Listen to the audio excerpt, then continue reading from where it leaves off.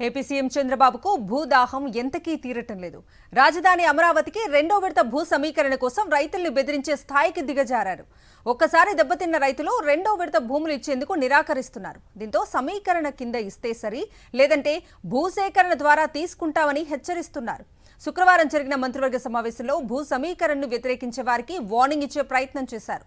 రాజధాని అమరావతి నిర్మాణానికి రెండో విడత భూములివ్వని రైతుల నుంచి బలవంతంగా భూసేకరణ చేయడానికి ఏపీ రాష్ట్ర మంత్రిమండలి ఆమోదం తెలిపింది. శుక్రవారం జరిగిన కేబినెట్ సమావేశంలో దీనిపై నిర్ణయం తీసుకున్నారు. 2014లో రాజధాని కోసం నాటి చంద్రబాబు ప్రభుత్వం 37,916 ఎకరాలను ల్యాండ్ పూలింగ్ ద్వారా సమీకరించాలని నిర్ణయించి 34,385 ఎకరాలు సమీకరించారు. 3,531 ఎకరాలు ఇచ్చేందుకు రైతులు ముందుకు రాలేదు. ఇందులో 2,101 ఎకరాలు ల్యాండ్ అక్విజిషన్ ద్వారా తీసుకోవడానికి 2016-17లో అప్పటి చంద్రబాబు సర్కార్ ప్రతిపాదించింది. అయితే గత ప్రభుత్వం 2024 ఫిబ్రవరిలో 1,197 ఎకరాలను ల్యాండ్ అక్విజిషన్ నుండి విత్డ్రా చేసింది. రైతుల నుండి సేకరించిన 34,385 ఎకరాలు ప్రభుత్వ అటవీ భూములన్నీ కలుపుకొని దాదాపు 55,000 ఎకరాల ల్యాండ్ బ్యాంక్ ప్రభుత్వం వద్ద ఉంది. అయితే ఇది కూడా రాజధానికి సరిపోదని, స్పోర్ట్స్ సిటీ, అంతర్జాతీయ విమానాశ్రయం వంటి నిర్మాణాల కోసం అవసరమైన భూమిని రెండో విడత భూ సమీకరణ చేయాల్సిన అవసరం ఉందని చంద్రబాబు చెప్పారు. రాజధాని పేరుతో రియల్ ఎస్టేట్ వ్యాపారానికి తెరతీస్తున్నారని ఇప్పటికే ప్రభుత్వం మీద ఆరోపణలు వెల్లువెత్తుతూనే ఉన్నాయి.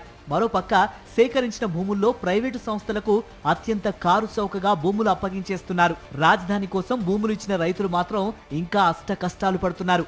ఇప్పటికీ వారికి ప్లాట్స్ కేటాయింపులు పూర్తి కాని దుస్థితి కొనసాగుతోంది. కొంతమంది రైతులకు ఇచ్చిన ప్లాట్స్ ఎక్కడున్నాయో తెలియని అయోమయ పరిస్థితి ఏర్పడింది. అమరావతికి భూములిచ్చిన రైతులకు మన ప్రభుత్వం ఏం చేయలేకపోయిందంటూ టీడీపీ ఎమ్మెల్యేలే అసెంబ్లీలో మాట్లాడారంటే పరిస్థితి ఏంటో అర్థం చేసుకోవచ్చు. ఇప్పటి వరకు అమరావతిలో చెప్పుకోదగ్గ నిర్మాణాలు జరగలేదు. భవిష్యత్తు బంగారుమయం అవుతుందనుకుంటే సర్వనాశనమైందని రైతులు ఆవేదన వ్యక్తం చేస్తున్నారు. అయితే రాజధాని విస్తరణకు మరో 45,000 ఎకరాల భూమి అవసరమని చంద్రబాబు ప్రకటించారు. కానీ రెండో విడత భూ సమీకరణకు రైతులు నో చెప్పారు.